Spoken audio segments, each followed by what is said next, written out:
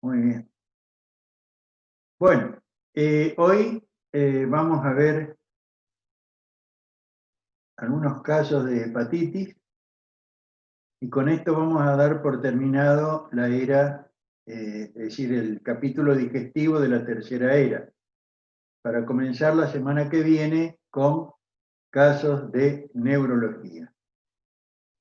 Ahí he subido a la plataforma dos casos para que ustedes hagan una reseña de la patología. ¿Qué significa? No que me escriban la historia clínica. Hay un caso de colangitis y hay otro caso de colecistitis aguda, que lo que se pide como tarea es que ustedes hagan una reseña de la patología. Es decir, que cuenten, digamos, en qué consiste la patología. Desde su etiopatogenia, anatomía patológica, los signos y síntomas, cómo se hace el diagnóstico y el tratamiento y las complicaciones.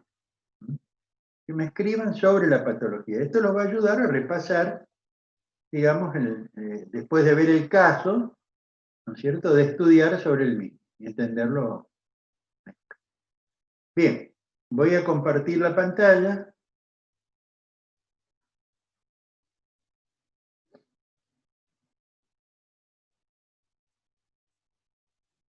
Voy a activar el sonido y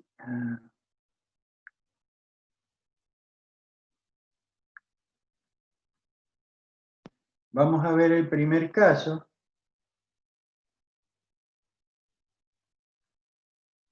De una niña que concurre con la mamá a la consulta. Hay dos interrogatorios para la misma paciente, es decir, hechos por alumnos de años anteriores, simulando uno ser el médico y el otro ser la mamá. Vamos a escucharlo.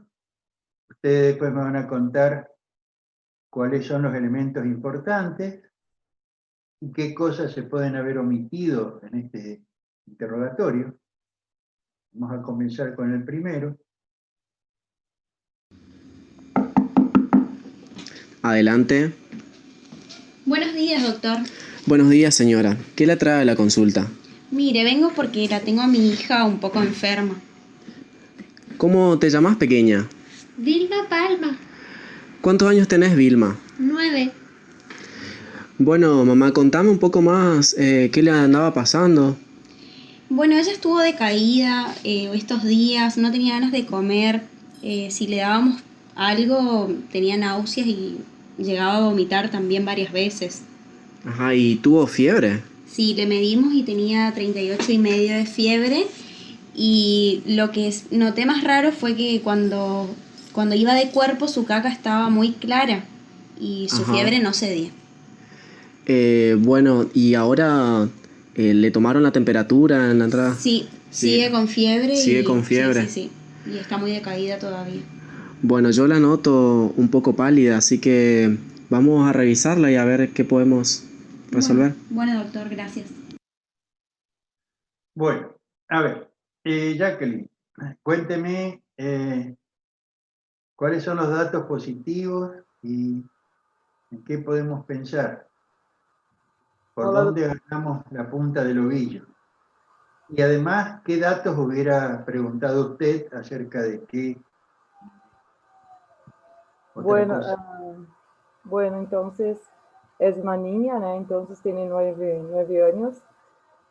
Yo preguntaría cómo tuvo náuseas, pero no habló si tuvo vómito también, no me recuerdo. Y las características del vómito, yo preguntaría un poco más sobre el caso de qué come, cómo come, si estás tomando líquido o no, si estás se hidratando. La temperatura 38,5 es una temperatura alta, ¿no? Y bueno, preguntaría más a fondo de la alimentación, de la hidratación, si la madre está rehidratando, porque es una niña, ¿no? Puede descompensar muy rápido.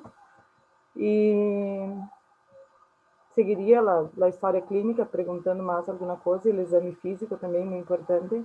No, el examen físico viene después. El 80% del diagnóstico lo hace en interrogatorio. Sí. Ahora bien, usted dice que le preguntaría acerca de la alimentación. Pregunte qué preguntaría. Si ella consigue se alimentar bien, que come, si tiene dolor luego que come. Espera un poquito. Si le contesta a la mamá que come de todo, ¿cómo le cambia a usted el diagnóstico? ¿Usted qué diagnóstico descarta con eso? Que podría descartar una A ver, ¿no le parece que lo primero que tendríamos que averiguar si lo que tiene la enferma es un cuadro agudo o es un cuadro crónico? Digamos. ¿Qué le preguntaría? Por la fiebre es agudo, puede ser. ¿No? Porque hay fiebres, ¿no? Hay fiebres prolongadas, hay fiebres que duran días, semanas, síndrome febril prolongado, ¿no? Sí. Tiene que preguntar. ¿Qué preguntaría Jonathan acerca de si es agudo o crónico? O ¿cuál sería la pregunta? ¿Cuál Jonathan, doctor? ¿Cómo? ¿Yo? ¿Piscina? Ah, Jonathan, y el que le guste, Bañay, que está serio ahí.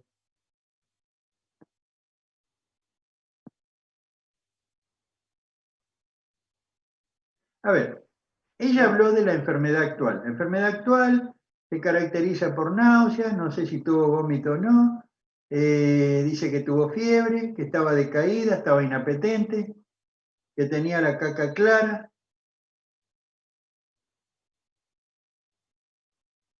Vamos, tenemos que ubicarnos para hacer un diagnóstico. Doctor. Sí. No sé si soy yo, pero yo voy a contestar. Yo preguntaría el tiempo de inicio, ¿hace cuánto empezó a notar que su hija está decaída? Bueno, hace 2 días, 2 o 3 días, 2 días. Bueno, y una condición importante para mí en el diagnóstico sería las condiciones sanitarias. Se vive en una casa que tiene baños, se tiene acceso a agua potable. Y sí, le contesta que sí, que vive en un departamento muy lindo, con agua potable y todo.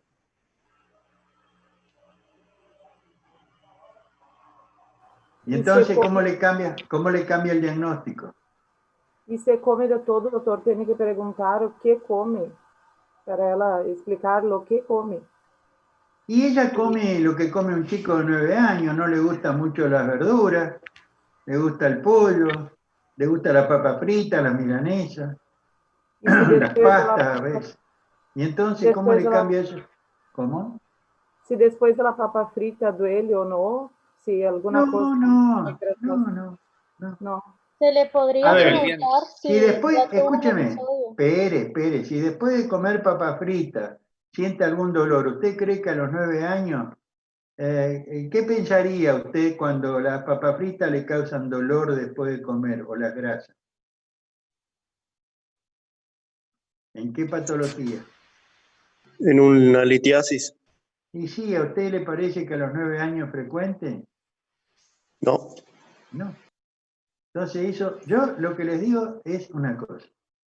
Ustedes tienen que, a partir de uno de los síntomas, de uno o de 2 combinados, plantearse posibles diagnósticos.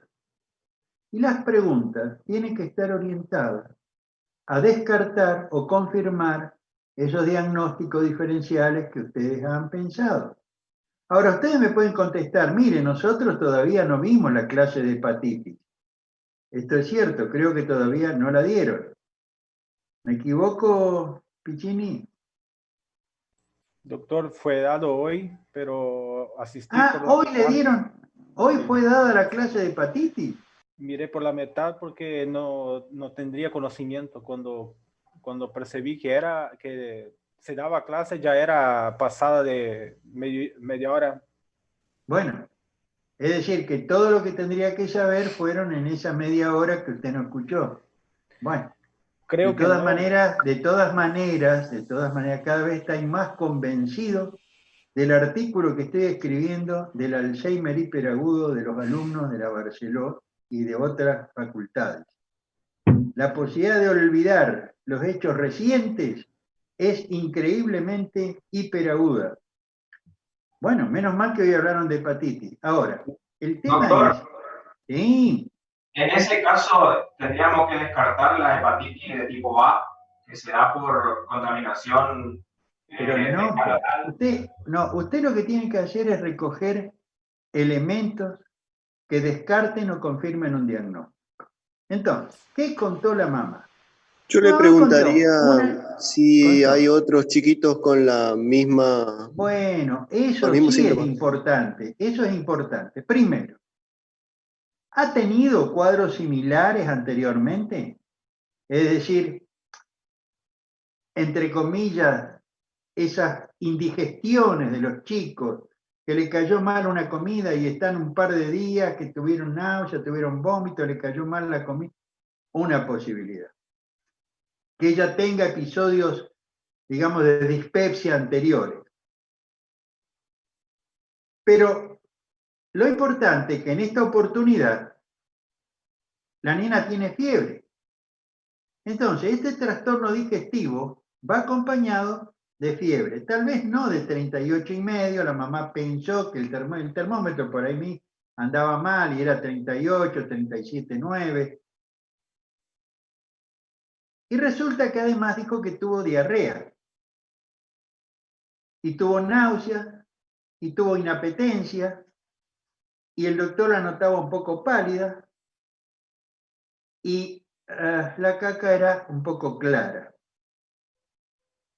Ante este cuadro yo tengo que pensar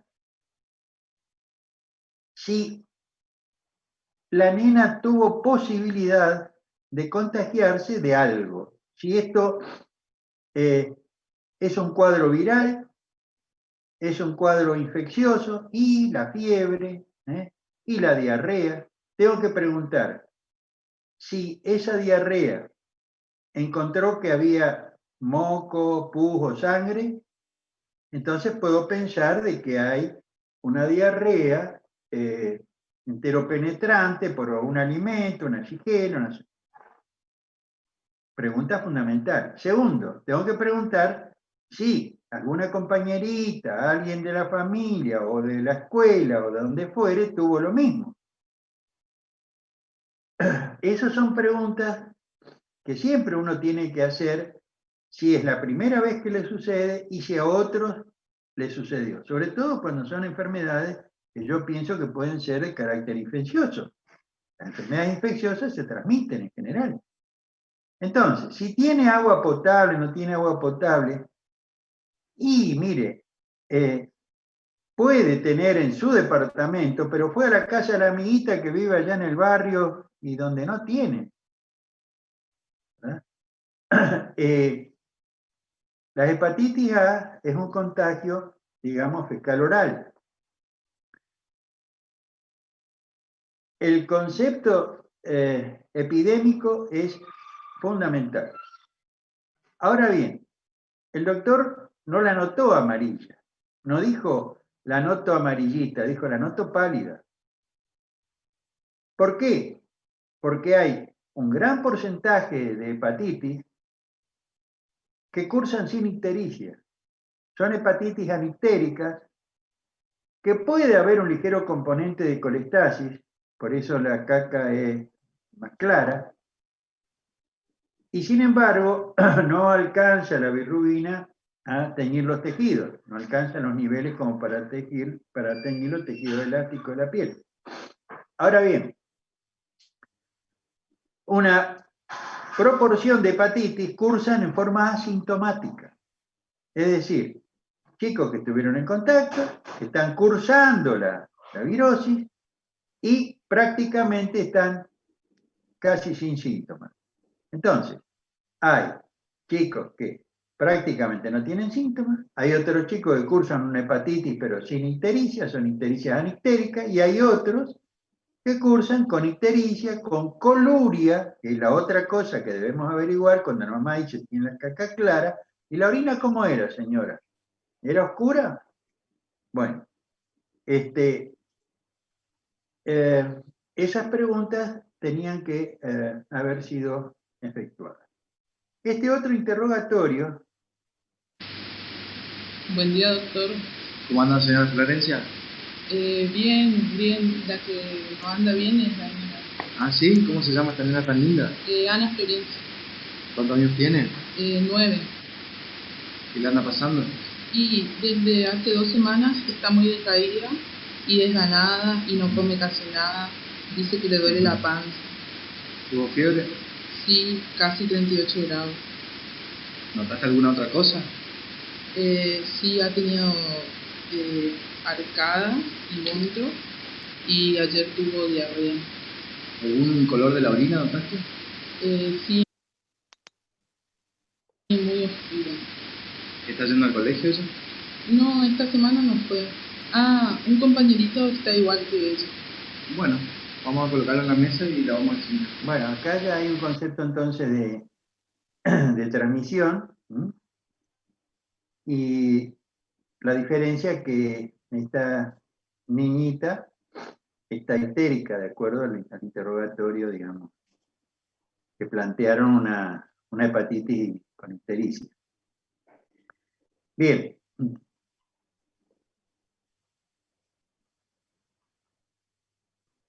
Percuss the span of liver dullness in the right midclavicular line. From an area of tympany well below the expected liver, percuss up to the lower border of liver dullness.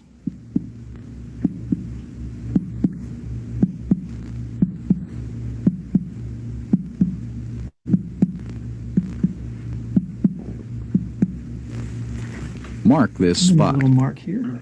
Then percuss from lung resonance down the midclavicular line to the upper border of liver dullness.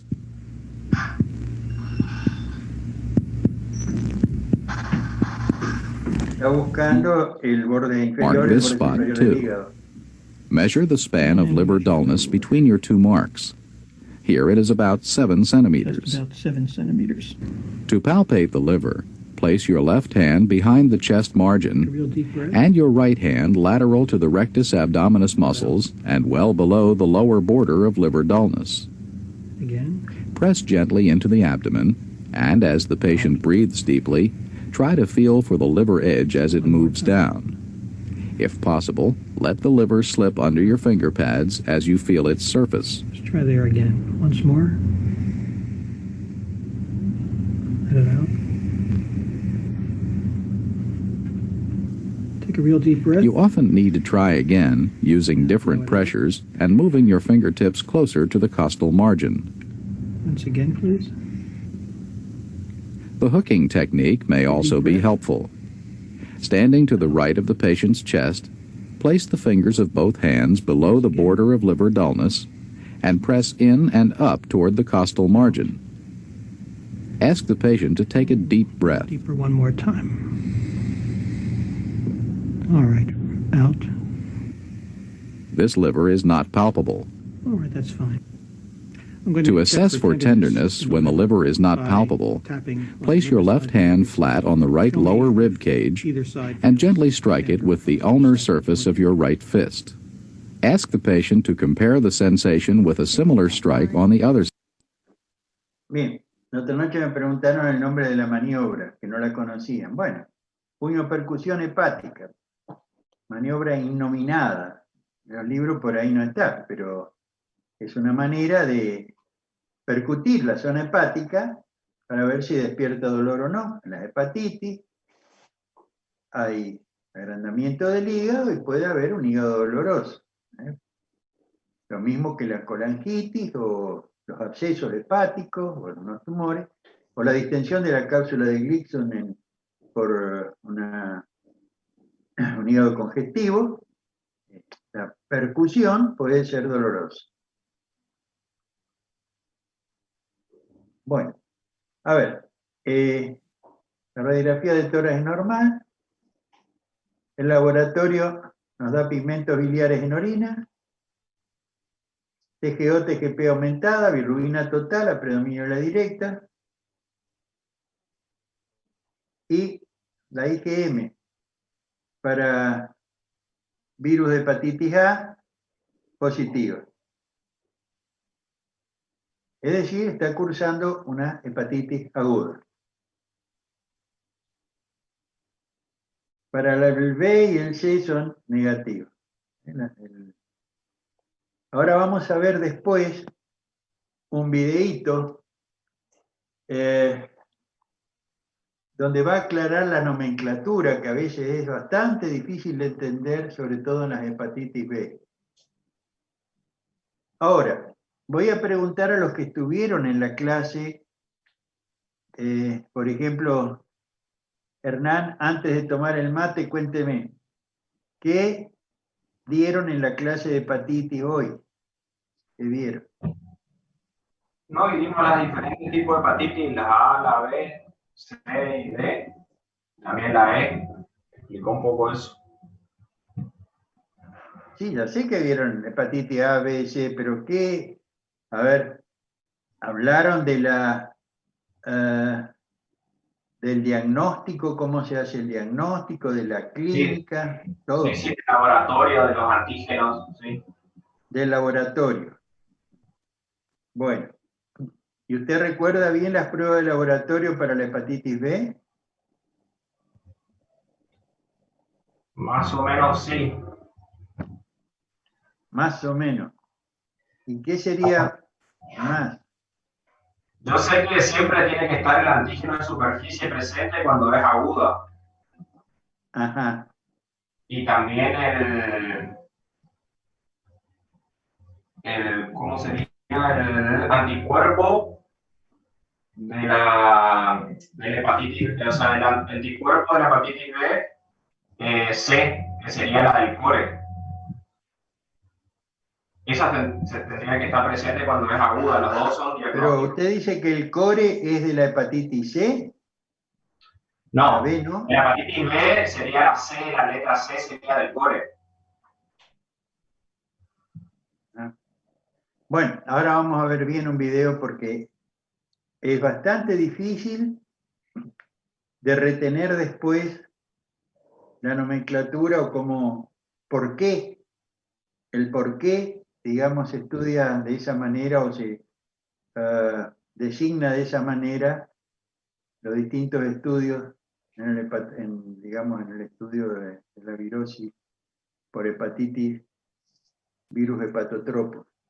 Bueno, ya decimos que además de los virus hepatotropos A, B, C, D, E, hay virus comunes que producen las enfermedades infecciosas en los chicos, las enfermedades infectocontagiosas en los niños, que pueden dar un toque hepático, digamos una inflamación hepática, y no son virus hepatotropos específicos.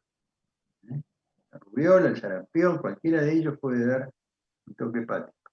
Lo mismo que la hepatitis reaccional inespecífica en la septicemia, en la sepsis, hepatitis reaccionales. Y después tenemos las hepatitis autoinmunes, las hepatitis medicamentosas y tóxicas, las hepatitis por infiltración de ciertas sustancias de depósito, que ahora vamos a ver más adelante. Los signos vimos, acá en práctica no hay, no debemos hacer nada. En el tratamiento se autolimitan las hepatitis. En general hay un muy pequeño porcentaje, no alcanza el 1%, de hepatitis graves, hepatitis agudas, que pueden dar una insuficiencia hepática fulminante, pero menos del 0,5%. En general, entre las 2 semanas a 3 semanas, a los 2 meses, es un periodo de recuperación donde la restitución es ad íntegro. Hay un periodo de incubación de 1 semana y después un periodo de estado donde los síntomas pueden persistir hasta a veces 4 o 6 semanas, pero en general, al cabo de lo más común es que en 3 semanas el chico ya esté bien. Vamos a volver acá, la historia. Sienta astenia, dinamia, anorexia, desde hace 2 semanas, dice. También náuseas, vómitos y dolor abdominal. Yo dije 2 días, en realidad era 2 semanas, que dijo la mamá. Desde ayer deposiciones diarreicas y orina oscura, ictericia conjuntival, hepatomegalia dolorosa, 37.8. En la evolución, efectuó reposo domiciliario, adhiriendo al régimen dietético indicado, evolucionando favorablemente y desapareciendo sus síntomas y la ictericia al cabo de 3 semanas. Se solicitó un hepatograma de control. Bien.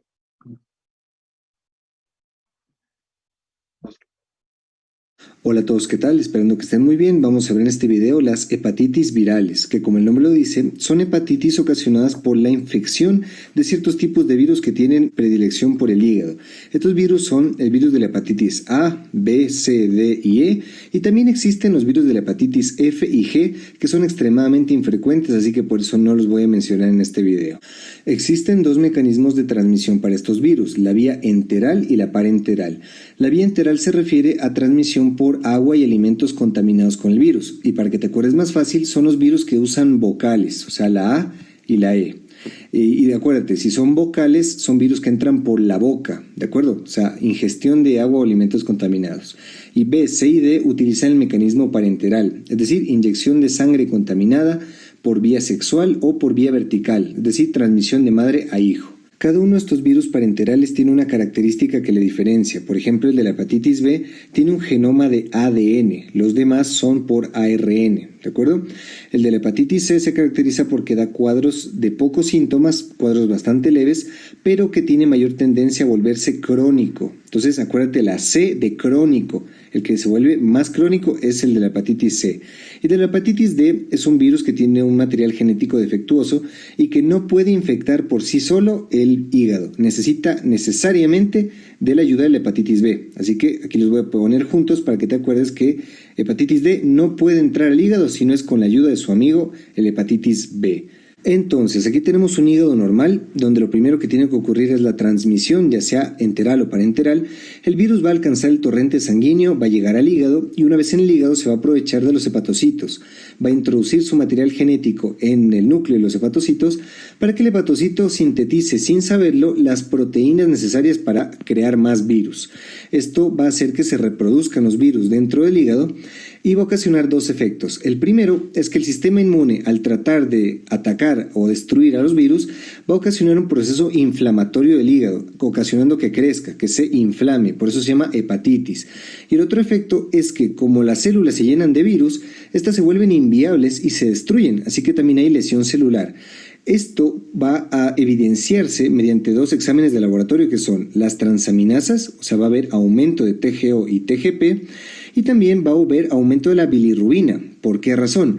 Porque este proceso inflamatorio hace que se entorpezca el mecanismo de flujo biliar. Entonces va a haber una colestasis, un síndrome colestásico. Esto en el paciente se manifiesta como ictericia. La ictericia es lo más llamativo de la hepatitis. Sin embargo, yo quiero que nunca te olvides que este aumento de la bilirrubina a veces no es suficiente para hacer ictericia. Si bien la ictericia es lo más llamativo de una hepatitis, no siempre se va a presentar. No te olvides de esto. Otros parámetros de laboratorio que nos van a servir bastante son los específicos del virus. Podemos medir el genoma del virus como ARN viral en el caso de la mayoría de virus y ADN en el caso de la hepatitis B. También podemos medir los antígenos, que son las proteínas específicas que tiene el virus, que tienen distintas aplicaciones que vamos a ver más adelante. Y finalmente podemos medir los anticuerpos que se producen contra estos antígenos. Estos anticuerpos se dividen en IgM y los IgG. ¿Cuál es la diferencia? Los IgM son los que se sintetizan primero, son los de infecciones agudas. En cambio, los IgG son los de infecciones crónicas. hepatitis de larga data. Esto es importante porque la mayoría de hepatitis se resuelven rápido, son agudas. En cambio, las crónicas, las que tienen un daño permanente, el virus continúa en el hígado provocando daños y esto puede degenerar en una cirrosis hepática. La cirrosis de por sí ya es bastante mala, pero también, si es que permanece la cirrosis, puede esto condicionar un cáncer de hígado. Entonces, por eso es que no hay que permitir que una hepatitis se vuelva crónica. En cuanto a aspectos clínicos, las hepatitis tienen una muy amplia variedad de afectación. Esto quiere decir que hay hepatitis que son desde asintomáticas, no tienen ningún síntoma, esto es más frecuente en la hepatitis C, hasta hepatitis que tienen muchísimos síntomas como la hepatitis A. El cuadro típico de una hepatitis tiene 3 fases. Una fase prodrómica, es decir, una fase que no nos dice dónde está el problema, sino solo te da síntomas generales. Entonces, esto sería como que el paciente tiene la infección, un periodo asintomático, que es hasta que incube el virus, y luego tiene síntomas generales como anorexia, náuseas, vómitos, astenia, artralgias, mialgia, cefalea, febrícula. Después de que pasa todo esto, viene la fase de estado. Aquí es donde se manifiesta la hepatitis como tal. Aquí aparece 2 signos característicos que son la ictericia y la hepatomegalia. Estas son las que te hacen pensar en la enfermedad, las que te hacen descartar otros trastornos. Sin embargo, se le llama fase de estado y no fase ictérica porque la mayoría de hepatitis no hacen ictericia. Eso, quédate con eso para toda la vida. Este cuadro típico no es tan típico. La mayoría de hepatitis son sin ictericia. Y finalmente, en la fase de recuperación es cuando progresivamente van desapareciendo los síntomas hasta que el paciente se cura. No habría fase de recuperación en pacientes que cronifican la infección, que se vuelven hepatitis crónicas. Y también hay algunos pacientes que hacen un cuadro conocido como hepatitis fulminante. Esto es poco frecuente, pero consiste en un daño que pone en peligro la vida. Se define como la coexistencia de una encefalopatía más disminución del TP en un hígado que estaba previamente sano. Esto es una indicación de trasplante lo más rápido que puedas. Ya vamos a ver cuáles son los virus que pueden ocasionar hepatitis fulminante. El más frecuente, el de la hepatitis B. Vamos a escribir cada enfermedad por separado. Primero, la hepatitis A. Cuando el paciente adquiere la hepatitis A por vía fecal-oral, tiene que pasar un mes de incubación para que se presenten los síntomas, pero algo muy llamativo es que el paciente ya empieza a excretar el virus por heces antes de que empiecen los síntomas, lo que quiere decir que es bastante contagioso. Paciente sin saber que está enfermo ya está contagiando y por eso es que se disemina con mucha facilidad. Una vez que empiezan los síntomas, también empieza la síntesis de los anticuerpos. Comienza primero la IgM, antihepatitis A, y la IgG de manera más lenta, más tardía, hasta que eventualmente cuando el paciente ya no tenga síntomas y ya se cure de la enfermedad, persista elevada la IgG y desaparezca la IgM. Esto es muy importante para el diagnóstico porque la hepatitis A se va a diagnosticar, junto con los síntomas, con el IgM, anticuerpo IgM, antihepatitis A. El IgM porque este es el de la infección en ese momento. Una vez que el paciente tiene IgG, esto quiere decir que tuvo hepatitis A en el pasado y ya queda protegido para siempre de esta enfermedad, así que este nos indicaría infección pasada y el IgM el diagnóstico como tal. El tratamiento va a ser sintomático. ¿Por qué? Porque ya sabemos que la hepatitis se cura sola. Entonces, como se cura sola, vamos a aliviar los síntomas hasta que esto ocurra. Y como te digo, esto es muy importante porque esta enfermedad tiene bastantes. Y en cuanto a profilaxis o prevenir que aparezca la hepatitis A, se puede lograr ya que existe la vacuna contra hepatitis A y se utiliza en usuarios de drogas, pacientes con riesgo ocupacional, es decir, personal de la salud, hombres homosexuales, hepatópatas crónicos y viaje a zonas endémicas. Esto en mi caso no aplica porque yo vivo en una zona endémica, pero aplicaría para los muchachos que están viendo este video desde España o que me están viendo desde Miami o donde no hay hepatitis A, ¿de acuerdo? Vamos a seguir con la hepatitis B. Esta va a ser la parte complicada del video, así que por favor pónganme mucha atención. El virus de la hepatitis B tiene 3 proteínas que nos son de interés. El antígeno S, que también se le llama antígeno de superficie, este nos indica la presencia del virus. Tenemos después el antígeno E, este es el antígeno de replicación. Este nos indica que el virus está en fase replicativa, es decir, que se está reproduciendo como loco. Y el antígeno C, que es el antígeno core. Core viene de núcleo, quiere decir que es un antígeno que está por dentro del virus y nos indica contacto con el sistema inmune. Esto es importantísimo porque como es un antígeno que está dentro del virus, no lo podemos medir. Lo que sí podemos medir son los anticuerpos dirigidos contra el antígeno C. Entonces, A partir de estos antígenos podemos sacar 7 pruebas de laboratorio diferentes que nos van a ayudar a constatar las distintas expresiones de esta enfermedad. Entonces tenemos los anticuerpos dirigidos contra el core, que van a ser el anti-HBC IgM, que es para hepatitis aguda, y el IgG, que es para crónica, igualito que en la hepatitis A. Tenemos el antígeno de superficie y el anticuerpo contra el antígeno de superficie, que es el anti-HBS, el antígeno de replicación y el antiantígeno de replicación, y el ADN viral, que el ADN viral es medir el genoma del virus, que también lo podemos hacer, y que aplicaría o tendría una utilidad parecida al antígeno E. Es decir, este también nos ayuda a ver si es que hay replicación de los virus. Primero vamos a hablar de la hepatitis B aguda. En esta, el paciente se infecta por una vía parenteral y a partir de aquí van a transcurrir 2 meses de periodo de incubación, o sea, el doble de hepatitis A, para que aparezcan los síntomas. Entonces, aquí lo primero que se va a elevar va a ser el antígeno de superficie, el que nos indica la presencia del virus.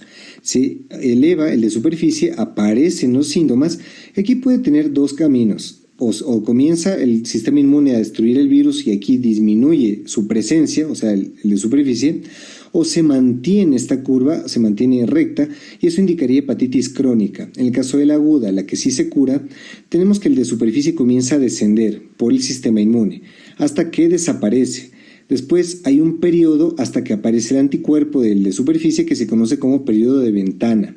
Es decir, cuando no podemos medir ninguno de los dos, ambos nos salen negativos, esto se conoce como periodo de ventana. Una vez después del periodo de ventana aparece el anticuerpo contra el antígeno de superficie, que se eleva y se va a mantener para siempre. Este va a ser el que nos dé la inmunidad contra virus de hepatitis B. Esto en cuanto al de superficie.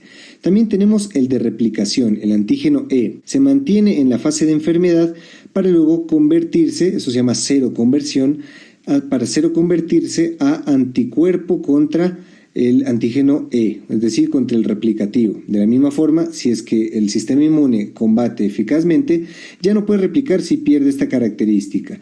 Y finalmente tenemos el core, o mejor dicho, los anticuerpos anticore, que estos comienzan a elevarse como IgM primero y luego se mantienen para toda la vida como IgG. Entonces, este IgM, que es el que nos indica que hubo contacto con el virus, va a ser imprescindible para el diagnóstico. Este IgM, por eso te lo pongo de color oscuro, para que te acuerdes que la hepatitis B aguda, un criterio indispensable para su diagnóstico es este anticuerpo anticore de tipo IgM. En la hepatitis crónica tenemos que la enfermedad inicia de la misma forma que la aguda, pero con la diferencia de que se va a mantener la infección viral. Entonces los marcadores, en lugar de descender o de desaparecer, se van a mantener en el tiempo. Entonces tenemos que, como el virus se sigue replicando, el antígeno de replicación, el E, va a seguir positivo. El ADN va a seguir positivo y va a seguir aumentándose ya que sigue replicándose. El de superficie, este es el más importante y por eso te lo pongo en color oscuro, porque este es el que nos da el diagnóstico. Una hepatitis crónica se define como la persistencia del antígeno en superficie por más de 6 meses, así que por eso te lo pongo en oscuro para que te acuerdes. Y en cuanto a los anticore, tenemos que se elevan ambos, pero va a haber un descenso paulatino del IgM y se va a mantener el IgG de manera indefinida. Entonces, en una hepatitis crónica, los que serían positivos sería el anticore IgG, el antígeno de superficie, el antígeno de replicación y el ADN viral. Esto sería el patrón típico, sin embargo, existe una mutación, una variante del virus, que es el mutante precore. Este mutante precore se asocia a mayor riesgo de hepatitis crónica y es un virus que no expresa el antígeno de replicación, entonces que sale antígeno E negativo, sin embargo sí expresa su anticuerpo. Esta sería la única disociación que tendría con la hepatitis crónica convencional. Y bueno, como esto puede ser un poco confuso o difícil de entender, vamos a estudiarlo mejor en esta tabla donde te puse qué sale positivo en cada variante de la hepatitis B. Primero, hepatitis aguda, tenemos anticore IgM positivo y este es el que define la enfermedad. Y tenemos también el antígeno de superficie positivo, el antígeno de replicación positivo y el ADN, que es como si fuera un antígeno de replicación, también positivo. En la crónica tenemos que aquí cambia, el core IgG va a ser el positivo y de ahí el resto son los mismos marcadores. Y como dijimos, el que define la enfermedad es la persistencia del de superficie por más de 6 meses. Aquí tenemos el mutante precore, que como dijimos es igualito que la hepatitis crónica, con la diferencia que tiene la ausencia del antígeno E, pero sí tiene su anticuerpo. esta sería la disociación. Como te digo, esto es lo que más te tiene que llamar la atención porque no debería ser posible que haya ADN y haya el anticuerpo que evita que haya ADN, ¿verdad? No tiene sentido. Entonces, cuando haya esta disociación, debes pensar en un mutante precore.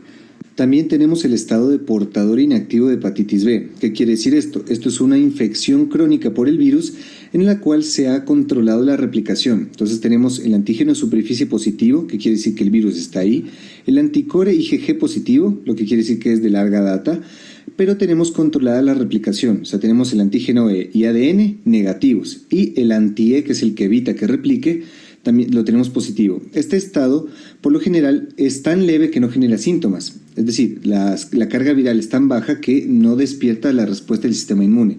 No hay hepatitis. Esto es bueno para el paciente. Sin embargo, es negativo porque el paciente puede contagiar este virus a otra persona. Entonces, este estado de portador se tiene que investigar en todos los pacientes, en todas las embarazadas para que no lo pasen a sus hijos, en todos los donantes de sangre para que no lo pasen a quienes hagan la donación y también en los inmunodeprimidos, porque en ellos sí se puede reactivar la infección como tal y convertirse en hepatitis crónica. Otro patrón que tenemos es la hepatitis curada. Hepatitis curada quiere decir que están todos los anticuerpos positivos, el IgG core, el anti-S y el anti-E. Esta es sencilla de aprenderse. Y finalmente tenemos el estado de vacunación. El paciente no ha tenido nunca el contacto con el virus, así que no puede tener anticore, pero sí tiene el anti-S. Este anti-S que recordemos que es el que confiere la inmunidad de larga data. En pacientes que han tenido hepatitis aguda, previamente esto se mantiene de por vida.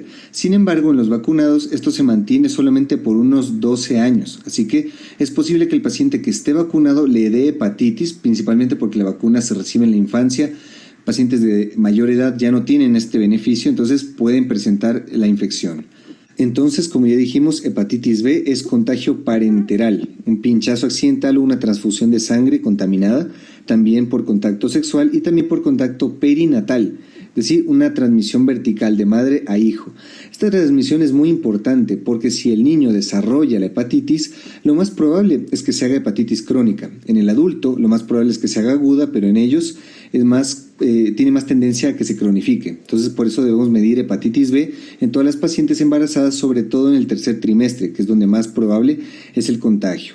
El diagnóstico lo vamos a hacer igual, con los anticuerpos y los antígenos dependiendo de esta tabla. Así que yo te recomiendo que entiendas para qué sirve cada antígeno y anticuerpo en lugar de depender de la tabla, porque si no, la memoria ya sabes que es frágil.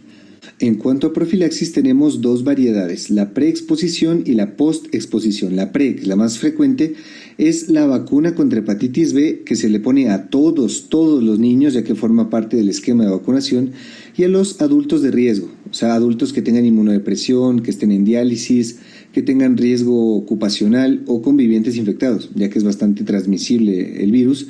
Y tenemos el post-exposición, que es igual, pacientes que acaban de presentar un posible contagio parenteral, sexual o las mujeres embarazadas, se va a hacer con vacuna e inmunoglobulina en pacientes que no estén vacunados o que estén vacunados pero que se les acabó la inmunidad. Esto lo podemos constatar si tienen el antisuperficie negativo. Es decir, si el paciente se vacunó pero tiene antisuperficie negativo, lo mismo que nada. Quiere decir que ya se le acabó estos 12 años de inmunidad, entonces hay que aplicar este esquema si es que tuvieron alguno de estos posibles contagios. En cuanto al tratamiento, tenemos que en una primera etapa va a ser sintomático, ya que la mayoría de pacientes se queda en hepatitis aguda. Si se queda en hepatitis aguda, solo tenemos que dar el sintomático, ya que esta se cura sola. En los que avancen hepatitis crónica, vamos a utilizar fármacos antivirales, que estos son los que inhiben la replicación. Ojo, replicación quiere decir que si el paciente no está replicando, como es el caso de un portador inactivo, no hay ningún beneficio de utilizar estos fármacos, ya que estos evitan la replicación. Entonces, estos pacientes que se benefician de estos fármacos van a ser aquellos que tengan ADN más de 2000 unidades mililitro y que tengan daño hepático, que se constata como elevación de transaminasas y también como una inflamación o fibrosis demostrada. Entonces, se puede demostrar mediante biopsia de hígado o mediante elastografía para no ser tan invasivos. En los pacientes que vamos a usar fármacos debemos saber que para la hepatitis B el de elección es el interferón pegilado, pero este no funciona en todos los pacientes, así que los que tienen buen perfil de respuesta para este fármaco son aquellos con VIH negativo, mujeres, corta evolución de la hepatitis, niveles de transaminasas altos y de ADN bajos. Estos pacientes se les denomina pacientes de buen perfil. Los de buen perfil recibirán el interferón pegilado 48 semanas y los de entre comillas mal perfil tienen otros tratamientos que son los de primera elección, tenofovir, que es el del VIH, o el entecavir también, que estos son inhibidores de nucleótidos y nucleósidos. Este tratamiento se va a mantener hasta que haya cero conversión del antígeno de replicación, o sea, que el antígeno E se transforme a anticuerpo anti-E. Cuando esto ocurra, vamos a mantener el tratamiento por un año más. Si es que esto nunca ocurre, vamos a mantener el tratamiento de manera indefinida. Después tenemos el virus de la hepatitis C. A este le vamos a poner el apodo de asesino silencioso. Esto por dos razones. Primero, tiene transmisión parenteral al igual que la hepatitis B, pero esta es más contagiosa. Esta requiere de un inóculo menor.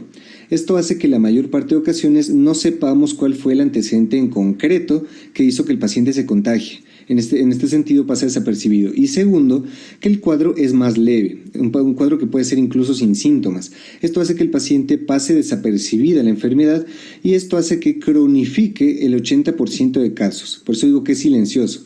Entra, no dice nada, pero ocasiona hepatitis crónica. El diagnóstico va a ser tardío, ya que requiere de 6 meses para confirmarse. Entonces vamos a medir dos elementos, los anticuerpos contra el virus y el ARN viral, que este ARN viral tiene que salir negativo en 2 ocasiones separadas por 6 meses para poder descartar el diagnóstico, si no, se tiene que repetir de nuevo. Entonces, cuando tenemos ARN viral positivo 2 veces y el anticuerpo positivo, que es lo primero que vemos en esta tabla, es una hepatitis C, y esta hepatitis C puede ser aguda o crónica dependiendo del contexto clínico y el daño en el hígado. Tenemos otra circunstancia que es la hepatitis curada, que es cuando el ARN está negativo pero el anticuerpo se hizo positivo. La infección aguda precoz, que es cuando el ARN recién llegó, entonces aquí está el virus pero todavía no se desarrollan anticuerpos. Esto es sumamente infrecuente ya que la mayor parte de casos lo detectamos cuando ya es hepatitis. Y la ausencia de infección, que es cuando ni uno de los dos sale positivo. Entonces aquí tenemos que hacer diagnóstico diferencial con enfermedades que se le parezcan. En cuanto al tratamiento, este ha cambiado bastante en los últimos años. Antes se recomendaban esquemas basados en ribavirina con interferón. Ahora lo que se utiliza es primero hacer un estudio genotípico del virus. De los genotipos del virus, el más frecuente es el número 1. Se hace el estudio genotípico y se utilizan inhibidores de la proteasa, que igual no me voy a meter mucho en esto, pero según su sitio de acción se van a dividir en los que acaban en previr, en asvir y en buvir. Se recomienda utilizar 2 fármacos de estos que no pertenezcan a la misma familia, o sea que tengan una terminación distinta. Y la verdad que todos estos fármacos tienen una eficacia superponible, así que no hay como tal unos fármacos que sean de primera elección. Entonces hay varios esquemas que se pueden utilizar y que son en el genotipo 1 y 4 el elbasvir con grasoprevir. Como ves, terminan en distinto sufijo. La alternativa es el sofosbuvir con ledipasvir. En el 2 y 3 el sofosbuvir con belpatasvir o el glecaprevir y pibrentasvir. Como esto es una ensalada de frutas. La verdad es que esto es más una competencia del infectólogo, pero lo que sí tienes que saber es que no le puedes dar sofosbuvir a un paciente con insuficiencia renal y que también todos los de la familia previr, o sea, los inhibidores NS3, 4A, mejor no me meto en eso, no se pueden dar en pacientes con insuficiencia hepática. Entonces, básicamente estos quedan bastante restringidos, ya que si la hepatitis se cronifica mucho, entonces casi que no se pueden utilizar. Utilizaríamos otros esquemas de tratamiento. Después tenemos al virus de la hepatitis D. A este le vamos a poner el apodo de Minion, ya que este es el ayudante o el acompañante de un villano principal que es el virus de la hepatitis B. Entonces, una infección por hepatitis D puede ocurrir cuando haya una hepatitis B aguda o crónica. Si se trata de la aguda, esto se conoce como coinfección B y D. Porque ambos están haciendo una infección aguda al mismo tiempo. Y la otra circunstancia es que haya un hígado con hepatitis B crónica y ahí cae la hepatitis D. Esto se conoce como sobreinfección D. Esto es completamente distinto ya que tiene un peor pronóstico y ya vamos a ver por qué. Entonces, la coinfección básicamente no altera el cuadro clínico, pero sí aumenta discretamente el riesgo de hepatitis fulminante y se puede diagnosticar primero, diagnosticando la hepatitis B, haciendo el examen que les dije que es el más importante, que es el anticore IgM, y después una de las siguientes variantes para diagnosticar el D, que es el anti-D-IgM, el ARN, que este nos indicaría replicación del virus D, y el específico de coinfección, que es el antígeno de virus D. Este solo se presenta en la coinfección. Entonces, ¿deberíamos utilizar este? No necesariamente, ya que este desaparece rápido, así que puedes utilizar cualquiera de los tres para poder llegar al diagnóstico. Y la sobreinfección de esta sí que es peligrosa porque aumenta hasta un 20% la probabilidad de fallo hepático grave y también hace que sea casi del 100% de probabilidad de que la hepatitis se convierta en crónica indefinida. Así que tiene un mucho peor pronóstico y se diagnostica de la siguiente forma. Igual, anticore de la hepatitis B IgG. Y aquí tendríamos los otros, pero no el antígeno del D, porque les dije que este es exclusivo de la coinfección. El tratamiento de hepatitis D va a ser con interferón pegilado y obviamente manejando un buen tratamiento de hepatitis B, porque una vez que la hepatitis B se cura, la hepatitis D ya no tiene forma de entrar o de seguir infectando las células, ¿de acuerdo? Y finalmente vamos a ver a la hepatitis E. Este virus raramente afecta a una sola persona, lo más frecuente es que curse como brotes endémicos por agua contaminada o carnes poco cocinadas, es decir, esto también contaría como una zoonosis y se parece clínicamente al virus de la hepatitis A, es decir, tiene bastantes síntomas, pero la diferencia fundamental, la que no te puedes olvidar, es que aumenta el riesgo de hepatitis fulminante a un 20% en mujeres embarazadas, lo que hace que éstas sean particularmente susceptibles a este tipo de infección. El diagnóstico se hace igual que el virus de la A, con el anticuerpo antivirus hepatitis E IgM. El IgG nos indica que hubo un contacto pasado y que el paciente ya quedó inmunizado de por vida, así que este no te da el diagnóstico, sino te dice, de hecho este te lo descarta. Y el tratamiento, al igual que la A, va a ser sintomático y se recomienda el uso de ribavirina en pacientes inmunodeprimidos. Y eso es todo, mis amigos y amigas, muchas gracias, espero que el video les haya gustado, les haya servido. La verdad que este es un tema difícil de comprender, sobre todo la interpretación de los anticuerpos de hepatitis B, pero una vez que entiendes para qué sirve cada uno, se vuelve mucho más fácil en la práctica. Espero que si tienes cualquier duda o comentario. Bueno, me pareció interesante el esquema que no lo encontré en otro lado, lo encontré en este video. No sé si a ustedes le dieron un esquema similar en el teórico. Valeria, ¿qué me dice? Valeria. Cuénteme. Sí, doctor, es similar y también es similar a lo que vimos el año pasado en microbiología. Ajá. El esquema sí, es los similar. esquemas de las curvas y de los cuadros que tenían con los antígenos también ya habíamos dado. Sí, las curvas sí están en todos lados, pero digamos, la claridad de los distintos, de la S, de la E, qué significa, y la C, me pareció bien ilustrado. Bueno, de todas maneras, yo te lo voy a poner en la plataforma la semana que viene para que lo tengas. Bueno, vamos a ver ahora un caso, otro caso más. A ver, vamos a compartir pantalla.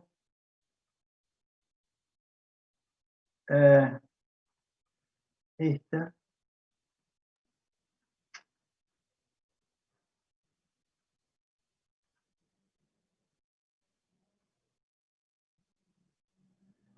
También hay dos interrogatorios hechos por distintas parejas de alumnos. Vamos a escuchar el primero. Hola, buen día. ¿Cuál es tu nombre? Hola, buen día. Mi nombre es Carmen Rojas. ¿Qué edad tenés, Carmen? 16 años. Contame por qué viniste. Me siento sin ganas, no tengo ganas de nada, me da mucho sueño, todo el día estoy cansada. ¿Y desde hace cuánto te sentís así? Varios meses ya. ¿Tuviste náuseas, vómitos? Náuseas sí, no tengo ganas de comer nada, todo me da asco. ¿Cómo es tu orina? Muy oscura, tipo café. ¿Tuviste algún otro síntoma, algo más? Sí, tengo dolor en mi costado derecho. Bueno, recostate un poquito, te voy a examinar. Bueno, decaimiento, dolor en el hipocondrio derecho, orina oscura. Vamos a ver otro interrogatorio. Buen día, ¿cómo es tu nombre? Buen día, doctora, me llamo Paula López. ¿Cuántos años tenés? Tengo 16 años. ¿Y por qué viniste a la consulta? ¿Qué te pasa? Porque tengo la orina oscura, me veo amarilla y bajé mucho de peso. ¿Y desde cuándo crees que te sentís así? Desde hace varios meses. ¿Cómo empezó? Me sentía cansada, me caía mal la comida, me daba náuseas, vómitos, también me picaba la piel. Bueno, Paula, voy a examinarte. Bueno, vamos a mirar un poquito qué es lo que encontraron.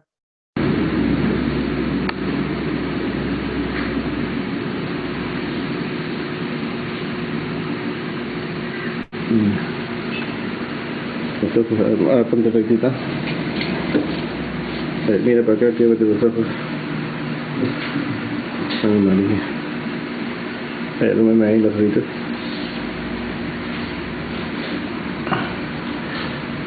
Y a tus brazos.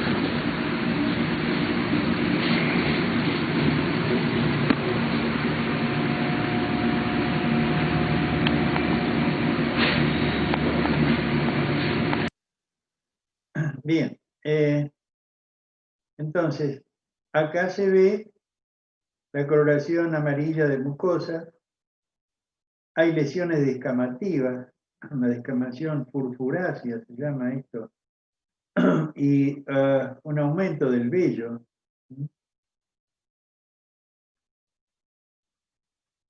Coloración amarilla, conjuntiva. Y acá, a ver.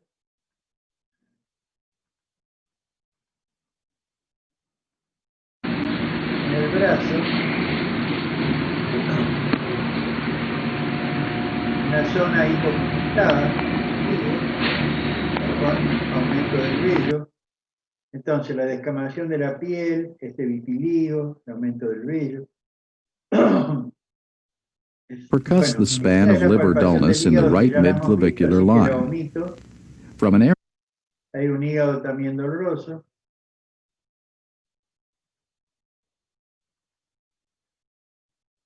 Ella viene manifestando estos síntomas desde hace bastante tiempo.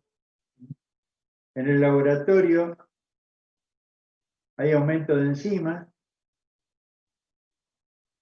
y los anticuerpos antinucleares, antimusculo liso y antimitocondriales están aumentados. Esto ocurre en las hepatitis autoinmunes. Los estudios para hepatitis viral fueron negativos. A veces, cuando hay dudas, por ahí es necesario hacer una biopsia hepática.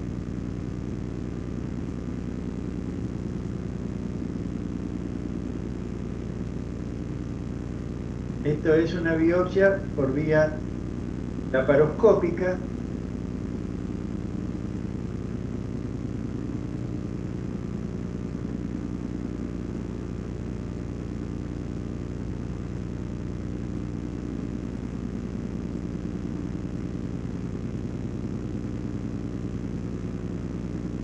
Ustedes han escuchado que hoy día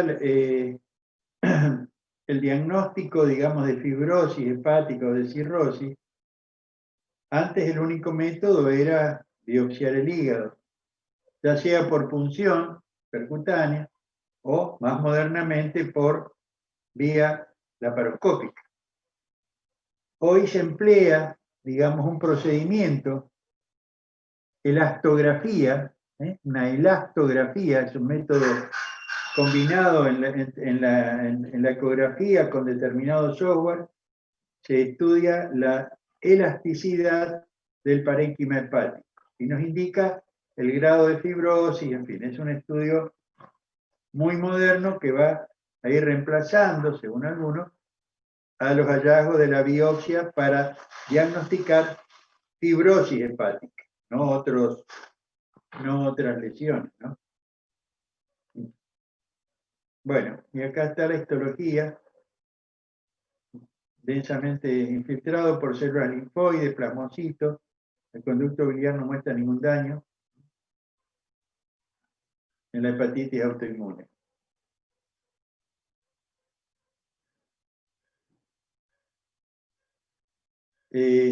Para ver si hay, digamos, también un compromiso circulatorio, hipertensión portal o esplénica, se utilizan métodos como el ecodoppler de la vena porta y la vena esplénica. El estudio de Doppler color hepatoesplénico y portal se utiliza para estudiar pacientes con hepatitis crónica, sospecha de cirrosis micro o macronodular, en cualquier condición médica con sospecha de hipertensión portal. Se utiliza en estudio de trombosis para determinar presencia o ausencia de varices esofágicas. Se estudia la ecogenicidad del hígado, los bordes, los contornos, el tamaño. Con el color se verifica que el flujo sea hepatofugal. Se determina la velocidad de la vena porta, que se mantenga menor o igual a 12 centímetros por segundo, y para que se mantenga siempre por debajo de 18 centímetros por segundo. Los valores superiores indican hipertensión portal. Se verifica la presencia, ausencia de ascitis y esplenomegalia asociada, y finalmente se estudian las colaterales.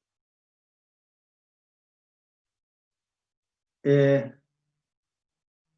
las indicaciones, bueno, tenemos el tratamiento de las hepatitis crónicas, autoinmunes.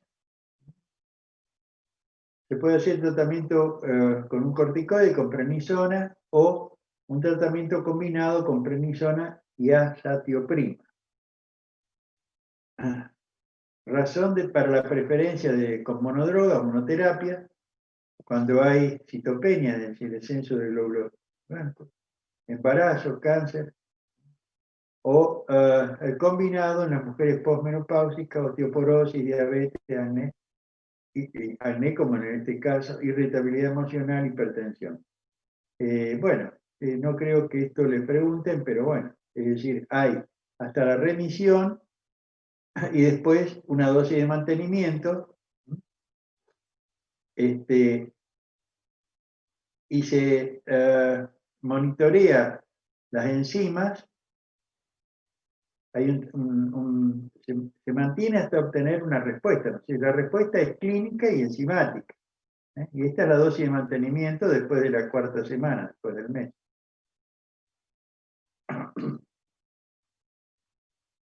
Y acá, bueno, diagnóstico diferencial de las hepatitis no autoinmunes y de las autoinmunes. Las no autoinmunes pueden ser virales, tóxicas, o medicamentosas, alcohólicas, la enfermedad de Wilson, déficit de alfa-1 antitripsina, la hemocromatosis, la esteatosis alcohólica. Y las autoinmunes, que pueden dar hepatitis, es la cirrosis biliar primaria, la conagitis esclerosante primaria, síndrome de superposición y hepatitis por lupus eritematoso diseminado. Muy buenas con todos. Hoy vamos a hablar acerca de la serología del virus de la hepatitis B. Como podemos ver en este hígado, el virus de la hepatitis B causa inicialmente una infección aguda que puede cronificar y esta con el tiempo evolucionar a una cirrosis y finalmente a un carcinoma hepatocelular. En Perú se encuentra la tasa de incidencia más alta de hepatitis B a nivel del continente americano, y por lo tanto es aquí donde radica su importancia saber interpretar los exámenes de laboratorio para su diagnóstico. Estos exámenes se basan en la positividad o negatividad de los antígenos del virus de la hepatitis B, como podemos ver en esta imagen, y también de la positividad o negatividad de los anticuerpos que genera el cuerpo contra el virus. Dentro de los diferentes antígenos del virus tenemos el antígeno de superficie, el cual se encuentra en la capa más externa. Tenemos un antígeno core, el cual se encuentra en una membrana más interna, en una membrana nuclear, y tenemos la DNA polimerasa y el antígeno E, los cuales indican replicación. Todos estos tienen sus anticuerpos y nosotros vamos a evaluarlos en el resultado del examen. Entonces, nosotros tenemos que realizarnos 3 preguntas. Y de esta manera será muy sencillo interpretar el examen de laboratorio. En primer lugar, tenemos que preguntarnos si hubo contacto. ¿Cómo vemos si hubo contacto? Pues con el antígeno core. Bien, como podemos ver acá el resultado de la letra C, porque si tú te preguntas, ¿hubo contacto? Pues recuerdas la letra C, que es el antígeno core, que también tiene la letra C. Nosotros no vamos a medir el antígeno core, porque el antígeno core solo se encuentra histológicamente en el tejido hepático infectado. Bien, lo que nosotros vamos a medir es el anticuerpo contra este antígeno core. Bien, sabemos que los anticuerpos pueden ser tanto IgM como IgG, y este caso no es diferente, pues el anticuerpo core se medirá IgM y IgG, y si se encuentra positividad para el IgM, esto significará que ha habido un contacto con el virus hace poco. Por otro lado, si se encuentra la positividad para IgG, se asume de que ha habido un contacto hace mucho tiempo atrás, ¿no? Hace un tiempo atrás. La segunda pregunta que tenemos que realizarnos es si este virus está presente actualmente. Bien, sabemos como contacto, pero está presente actualmente. Pues esto, como he resaltado acá con la letra S, nosotros tenemos que evaluar el antígeno S de superficie. Bien, el antígeno de superficie nos va a indicar si hay presencia. Bien, si el antígeno de superficie está positivo, significa que el virus de la hepatitis B está presente, por lo tanto el paciente está infectado. Este es el único marcador que nos va a indicar si está presente o no. Si esto está positivo, significa que está presente. Y si se encuentra positivo durante más de 6 meses, esto se traduce en una hepatitis B crónica. Por otro lado, si no se encuentra positivo, pues indica que el paciente actualmente no está infectado. Por otro lado, cuando este se encuentre negativo y el anticuerpo, por lo contrario, se encuentre positivo, indicará que el paciente se ha curado y que el virus no está presente. ¿Por qué razón? Porque la presencia de anticuerpos significa que la persona ya ha desarrollado su sistema inmunológico y ha desarrollado anticuerpos contra este antígeno. Bien, y por lo tanto ya ha combatido la infección, por lo tanto ya es inmune, está curado. Bien, la tercera pregunta que tenemos que realizarnos, si el virus está presente, por supuesto, es si este está replicando. Bien, ¿cómo evaluamos la replicación del virus?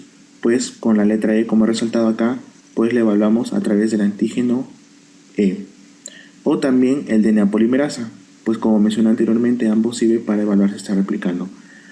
Siempre los dos se encuentran positivos o los dos se encuentran negativos, excepto en un caso que mencionaré posteriormente. Pero lo normal es que los dos se encuentren negativos o los dos se encuentren positivos. Y si se encuentran positivos, obviamente indicará que está replicando. Por otro lado, si hay anticuerpos ante el antígeno E, significa que el paciente no está replicando. Bien, el paciente no está replicando porque el paciente ya ha generado anticuerpos que combatan esta replicación del virus. Finalmente, para juntar todo esto en los diferentes... Bueno, en segundo pues estarán o sea, no habrá anticuerpos porque... Lo dejamos ahí porque es reiterativo, ¿no es cierto? Voy a sacarlo.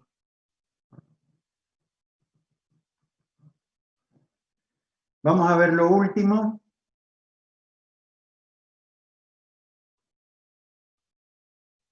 Vamos a compartir la pantalla. A ver dónde está acá. Vamos a ver si...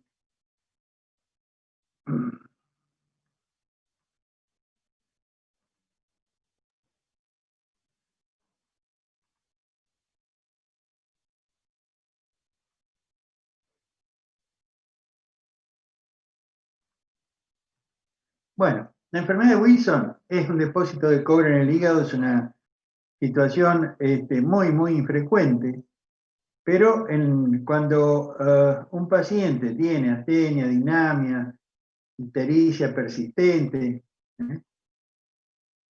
tenemos que pensar en descartar si todos los estudios para hepatitis viral, hepatitis medicamentosa o tóxica fueron descartados, tenemos que pensar en la posibilidad de una enfermedad hepática por depósito anormal, en este caso de cobre, de hierro en la hemocromatosis. Paciente de 13 años refiere anorexia, náuseas y vómitos, fiebre, astenia, dinamia. Dice haber notado la orina muy oscura y el examen presenta coloración amarillenta de piel y mucosa. Leve hepatomegalia dolorosa y se aprecia un anillo pigmentado en el reborde del iris y se solicitan exámenes complementarios. se hace una biopsia hepática donde da positivo para depósito de cobre con una atención especial que observa en el hígado de pollo. La radiografía de tórax es normal. En el laboratorio, transaminasas elevadas, la fosfatasa alcalina y las proteínas están normales, no hay colestasis. La bilirrubina está aumentada a predominio de la directa. La ceruloplasmina, que transporta el cobre, está descendida, el cobre plasmático está descendido, pero hay un aumento del cobre en la orina y hay un aumento del depósito en el hepatocito, en el hígado. Los antígenos para hepatitis son negativos. Descartamos la hepatitis viral. Bien.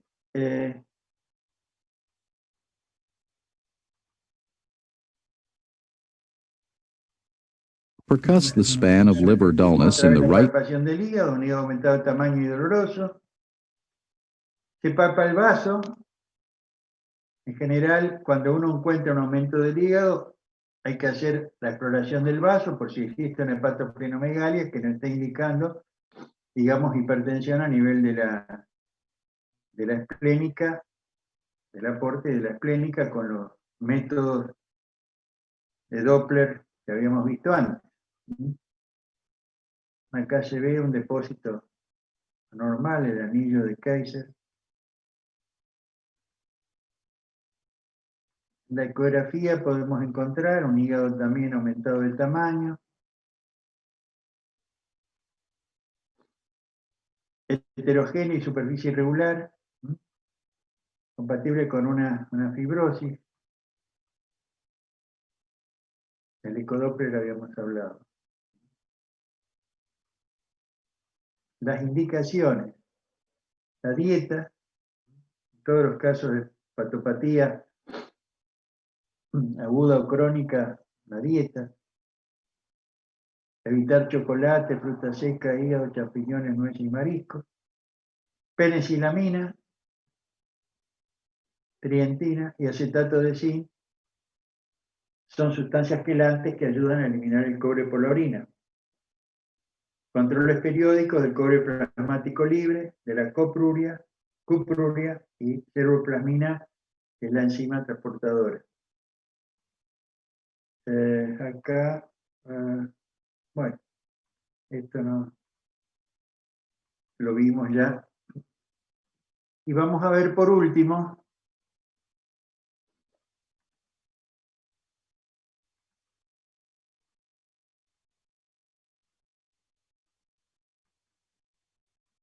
otro caso de enfermedad de Wilson, pero que no debuta con una hepatitis.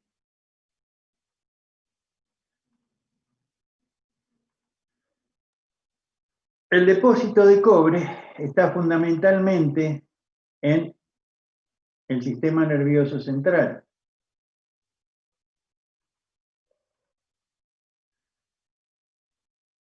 De manera que muchas veces los pacientes, como primeras manifestaciones, son alteraciones neurológicas, que pueden ir desde ataxia, temblores. Vamos a ver que un paciente de 26 años consultó por temblores en miembros superiores que comenzaron hace 6 meses. Al principio de reposo y luego también en la actividad. Los mismos se extendieron a extremidades inferiores con pérdida de tono postural y caída frecuente, por lo que tuvo que utilizar silla de ruedas. A esto se agregó aumento de la salivación y dificultad para deglutir sólidos y líquidos con reiterados episodios de broncoaspiración. Se solicitaron exámenes complementarios. ¿Sí? Acá no creo que haya nada. Bueno, después vamos a ver esto. Ahora bien, dice que tenía dificultad para la deglución. Entonces, ya que la tengo a Valeria por ahí, le voy a preguntar cuando hay trastornos deglutorios, ¿cómo se conoce ese tipo de disfagia? Cuando hay dificultad para deglutir. Disfagia orofaringea. Disfagia orofaringea. Muy bien. ¿Y por qué se pueden producir disfagias orofaringea? Causas. La mayoría suele ser neurológicos, por ejemplo. Como por ejemplo, Parkinson. Guillain-Barré. Guillain-Barré. Demencia también. Guillain-Barré, yo no me gustaría Guillain-Barré para disfagia. Guillain-Barré es una parálisis ascendente, vamos a verlo ahora en neurología, pero es una parálisis ascendente que puede afectar la musculatura respiratoria. Habitualmente no hay, en la miastenia sí puede haber disfagia. En las secuelas de los accidentes cerebrovasculares, en las demencias, en el Alzheimer, en las demencias, en el Parkinson dijimos, y en la esclerosis múltiple, en el ELA, y en el Wilson, la enfermedad de Wilson, entre otras, disfagias orofaringeas. ¿Sí? Entonces, vamos a ver este tipo de temblor.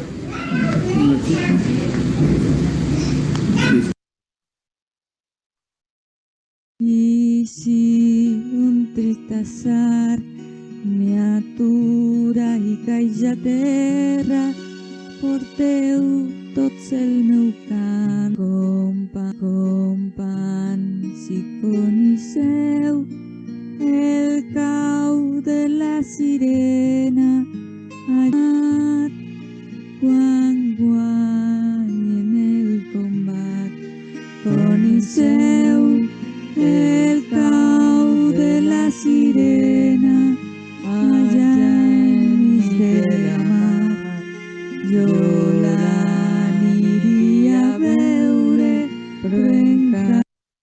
Bueno, este es un cuadro neurológico, digamos, con espasticidad, movimientos involuntarios, ataxia, depósitos de cobre en el cerebro. La escritura, totalmente ininteligible.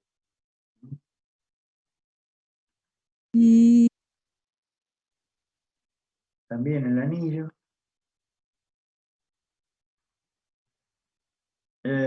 Biopsia hepática. Un estudio de video de ilusión. Se le hace ingerir varios.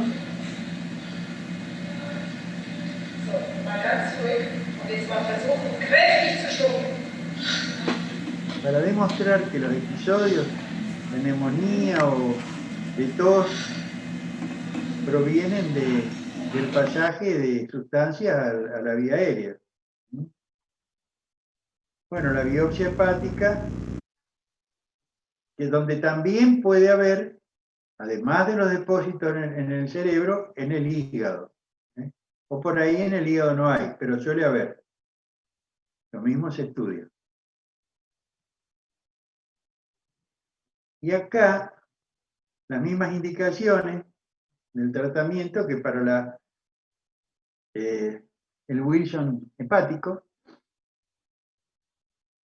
Y vamos a ver esto. ¿Qué se les ocurre?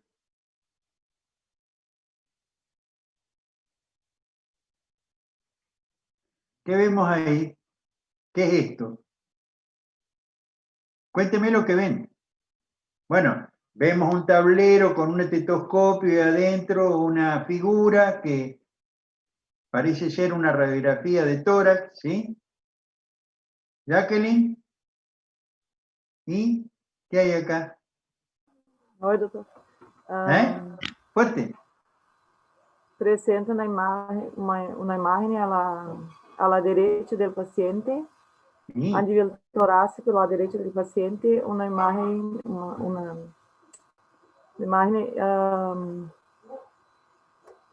Ay, Dios. Radiodensa. Es Radiodensa. radiodensa, como gránulos blanquecinos. Bueno, a ver, y vamos a interpretar a qué puede deberse esto. Voy a cambiar un poco, a ver, vamos a preguntarle a Boneto, ¿qué tal? Muy atento, lo veo. Asocie todo lo que hemos mostrado hasta ahora con esta imagen. ¿Qué puede ser? Lo que hemos visto en este caso.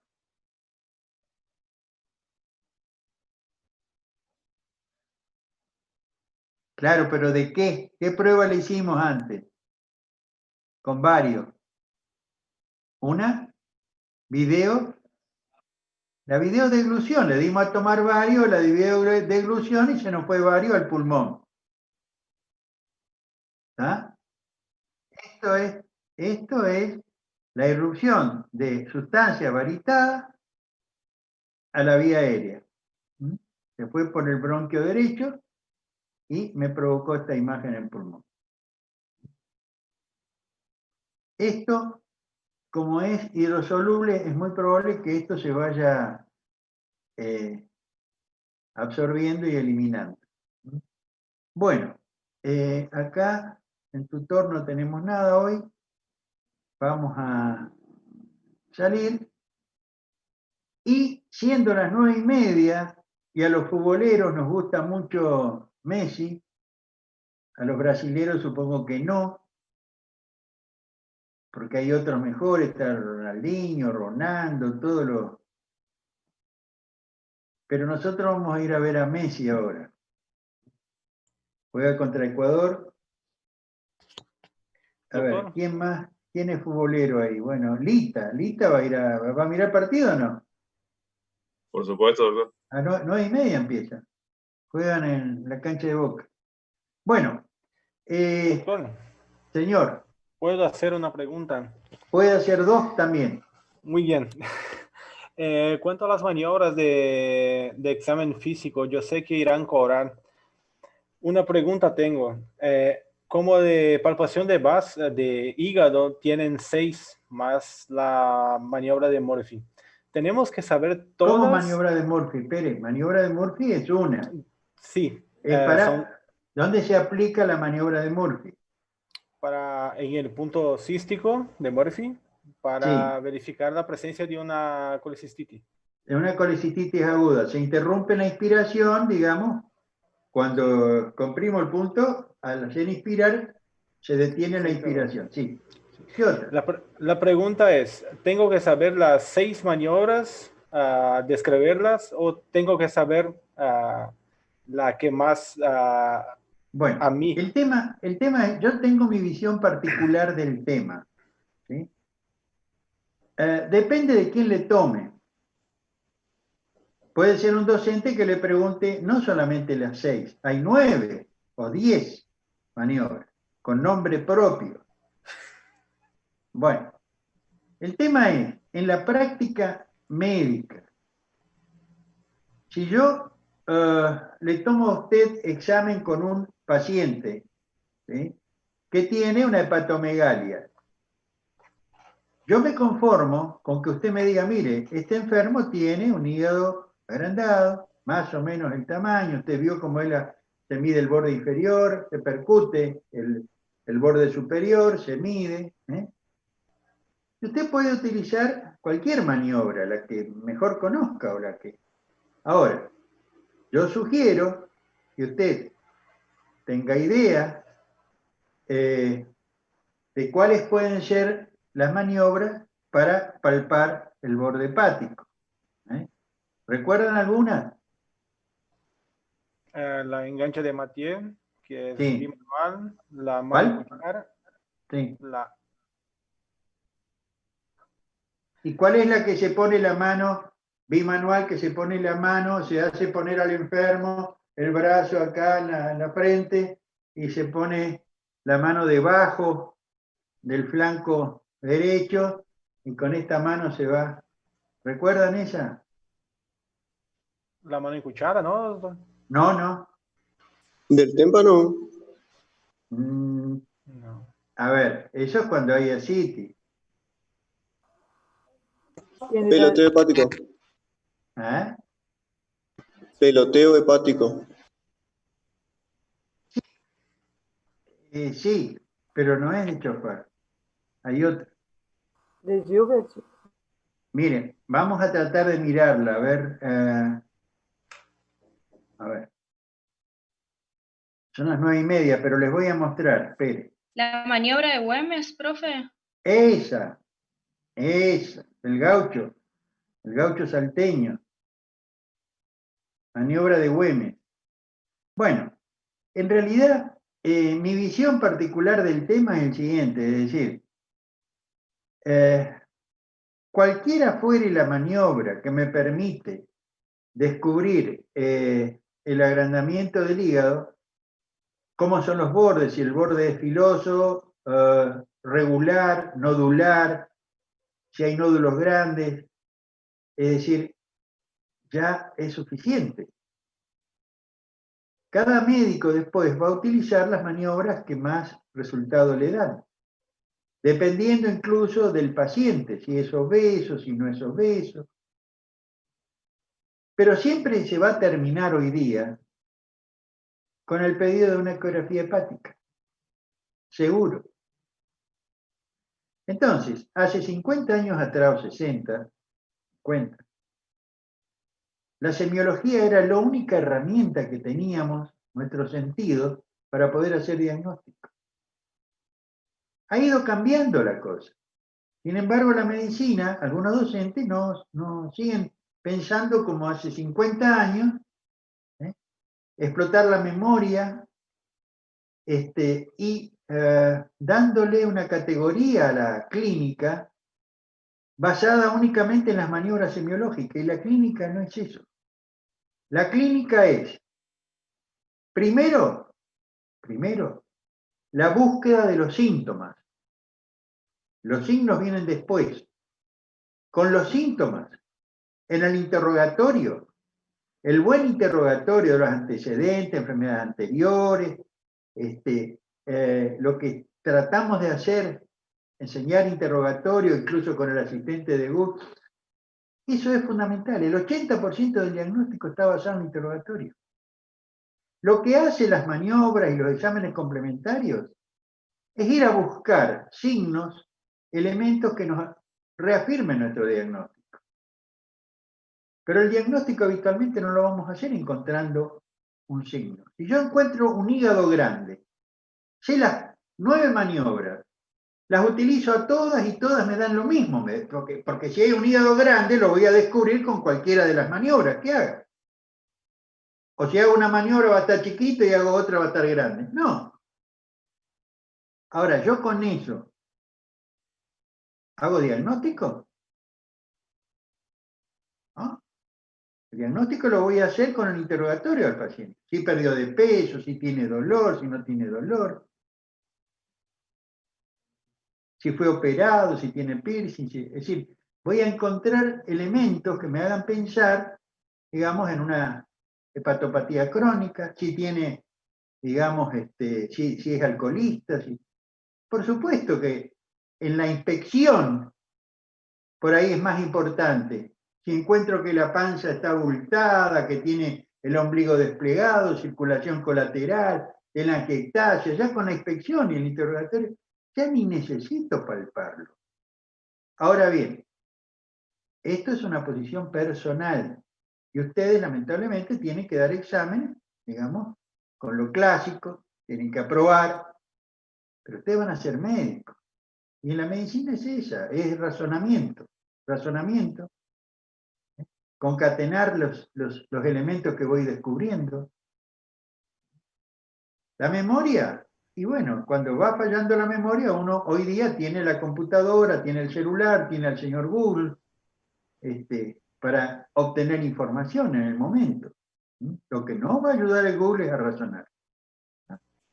Entonces, el tema es que es conveniente para que cuando ustedes den examen sepan lo más posible las distintas maniobras y si pueden con el nombre propio, bueno, es decir, se evalúa la memoria del alumno. Ahora, Lo importante, lo más importante a mi criterio del examen físico es, además de descubrir algún signo que me confirme mi sospecha diagnóstica o me la descarte, es el contacto con el paciente.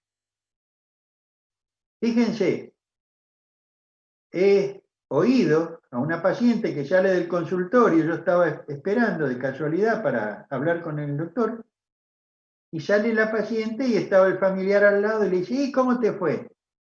Y mirá, dice, ni siquiera me revisó. Yo no sé cómo puede hacer un diagnóstico, ni siquiera me revisó. Claro, era tan evidente, digamos, lo que la señora le contó, y además su fascia de hipertiroide era tan evidente que no necesitó, digamos, hacer muchas maniobras, y además los médicos suelen estar apurados, tienen muchos pacientes, y no se suele revisar al paciente. Esto que nos enseñan en semiología, que hay que revisar de punta a punta y explorar todos los aparatos y sistemas, esto es así, es interesante para enseñar la semiología.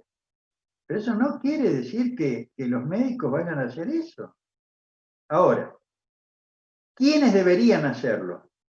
Cuando un paciente va por primera vez al consultorio, aunque venga por un problema determinado, si va al clínico, el clínico tiene que hacer una historia de primera vez, ya sea en el consultorio o en la internación. Una historia de primera vez donde se descubren cosas que el enfermo a lo mejor ni se dio cuenta. Por ejemplo, un melanoma en la espalda. O como, por ejemplo, un tumor testicular, que es indoloro. Es decir, a ver, se revisa todo para ver, digamos, además de la patología o la molestia que lo trae a la consulta, si uno encuentra otra cosa. Por ahí un soplo. Por ahí un soplo abdominal que está indicando que hay una estenosis de la arteria renal. Y hay una cifra de presión elevada que el enfermo ni sabía que tenía presión elevada. Entonces, en esa historia de primera vez, en el consultorio o en el hospital, uno debería hacer una historia completa. Pero si el enfermo va al cardiólogo, va al neumonólogo, va al gastroenterólogo, que habitualmente es un defecto, si me duele la panza, voy al gastroenterólogo. Si me duele el pecho, voy al cardiólogo. Es decir, de acuerdo al síntoma, creen que deben ir a tal especialista. Y en realidad, lo que debería hacer un sistema de salud es que uno concurra a un médico general y sea el médico general el que determine si lo va a derivar a una consulta al especialista o no. ¿Tá? Porque el mismo síntoma puede ser patrimonio de varios. Por ejemplo, un dolor subsifoideo puede ser una infiltración leucémica del esternón, tendría que ir al hematólogo. Puede ser una apendicitis aguda, gastroenterólogo, o una úlcera, o una cardiopatía isquémica. Entonces, queda contestado, Jonathan, el tema de las maniobras. Y mire, yo, elíjala, vea cuáles pueden ser las más interesantes, digamos las más frecuentes incluso. Creo que están haciendo los chicos, me escribió una alumna, que están haciendo un trabajo, a ver los del PFO, cuántas maniobras utilizan, y después los médicos recibidos y las que utilizan. Pero lo que quiero decir es que hoy día deberíamos utilizar racionalmente los exámenes complementarios. ¿Qué información nos da una ecografía que no nos da la semiología? ¿Y qué información nos da la semiología que no nos da la ecografía? ¿Cuándo pedir un examen? Pero yo les digo, si tenemos una hepatomegalia, y de cajón que se le pide una ecografía. ¿Qué nos va a decir si el hígado es macronodular, micronodular? Si a esa cirrosis se le agregó un hepatoma, un cáncer de hígado. Nos va a aclarar muchas cosas. Si hay líquido. Bueno, señores, ya empezó el partido, así que los dejo. Doctor, una pregunta. ¿Sí? En el teórico se había dicho que el portador inactivo contagia. ¿De cuál? ¿De qué virus? ¿Del B? El B, creo. ¿Del B? Sí. ¿Y es portador? Inactivo. Inactivo, a ver, inactivo quiere decir que no replica, que no se está replicando el virus, ¿sí? Pero uno es portador del virus. Y es lo mismo que pasa con el coronavirus y con todos los virus. Uno puede no estar enfermo y contagiar. Mientras el virus esté presente, ¿y cómo vamos a saber si está presente? Y el antígeno de superficie, el S. Y si es positivo,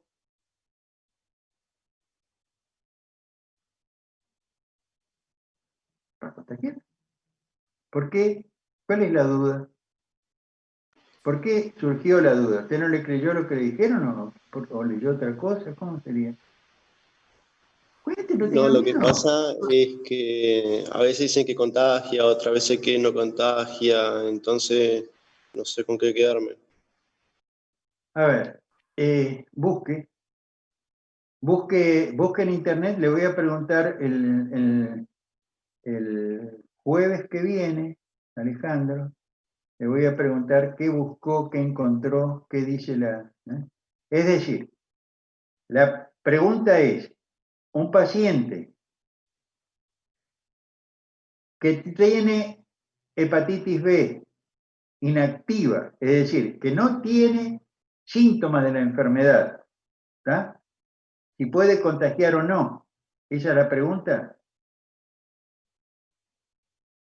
Pero papá, cuénteme. Sí, lo que pasa es que también uno puede buscar y encontrar la respuesta, pero después el espere, vamos a profesor no la plantear, considera. plantéeme primero la incógnita, el problema. Que en el teórico se dijo una cosa y ahora en el práctico Bueno, pero otra. ¿qué es lo que se dijo? Plantéeme, cuénteme bien, quiero tener claro qué se dijo. Que el portador inactivo contagia. Un Y acá portador. en el ¿Qué práctico significa? se dijo que no contagia. Espere, un portador inactivo, ¿sí? Del virus B de la hepatitis, ¿sí? Portador inactivo. Lo voy a anotar. Pero la doctora Sosa dice que no contagia. Ella dice en el teórico. Espere, pero yo quiero saber exactamente si el término fue portador del virus, portador inactivo. Bueno, entonces ustedes me tienen que decir qué es un portador inactivo. En realidad el que está inactivo es el virus. ¿Qué significa que está inactivo el virus? Que no se replica. Que no se replica. ¿Está? Ahora, ¿el virus está presente o no está presente? Es decir, no está presente cuando está curado, cuando ya no hay más virus. Pero si es una hepatitis crónica, el antígeno de superficie va a estar presente. El virus está, no replica es el ADN del virus, el antígeno, ¿cuál? El E. Entonces, lo primero que tenemos que definir es qué es un virus activo y un virus inactivo. Porque no es el portador el que está activo o inactivo, es el virus el que está activo o inactivo. Y decimos portador inactivo. Portador, una hepatitis crónica que no tiene síntomas, ¿eh? Y que lleva el virus, es portador del virus. Y ese virus está inactivo. Quiere decir que el virus no se replica, pero es portador del virus. Entonces, busquen en internet la mayor cantidad de bibliografía posible, ¿sí? Y lo charlamos el jueves. Sí. Sí. Sí. De la enfermedad, a ver, ¿qué es una colecistitis aguda? ¿Qué es una colangitis? Que tengan claro cuál es la enfermedad, cómo se manifiesta, si hay variantes clínicas. Claro, una reseña, digamos, de la enfermedad, para que estudien la enfermedad que tiene el paciente mostrado en el caso clínico. ¿De acuerdo? Bueno, señores, que tengan unas muy buenas noches, buen fin de semana. Nos vemos la semana que viene con neurología, ¿sí? Gracias, doctor. Buenas noches. Buen juego. Bueno.